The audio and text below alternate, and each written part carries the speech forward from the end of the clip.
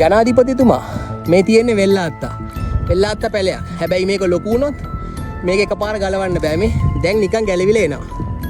එතකොට මේ තියෙන්නේ ජනාධිපතිතුමා ටිකක් ලොකු වෙච්ච වෙල්ලාත්ත එකක්. මේ එන්නේ නෑ මේ. පොඩි පරිශ්‍රමයක් දරන්න ඕන. හැබැයි ඒත් එනවා. එතකොට එහෙමනේ නැති වුණාම අර වගේ පුරන් වෙනකම් කුඹුරු පුරන් වෙනකම් වෙල්ලාත්ත ලොකුවට හැදෙනවා. දැන් ඔය අමාත්‍යාංශය ඇතුලේ ඔය පරණ නිලධාරීනොත් වෙල්ලාත්ත වගේ තමයි. දැන් ටිකක් අස් කරානේ. ඔය පෞගේ ජනාධිපතිවරණයෙන් පාර්ලිමේන්තු මැතිවරණයෙන් ඔය නිලධාරීන් ටිකක් බය වෙලා හිටියේ. හැබැයි දැන් ඔය අමාත්‍යාංශය ඇතුලේ ආයිත් ඒ විදිහටම තමයි යන්නේ. කිසිම වැඩක් කරන්නේ නැහැ. ඔක්කොම කල් මරනවා.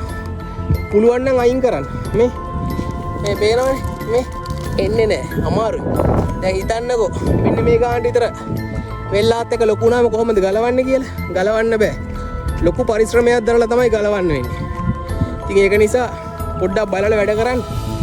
නැත්තම් ඉතින් ආයි තර විදියටම තමයි තේරුමක් නැහැ.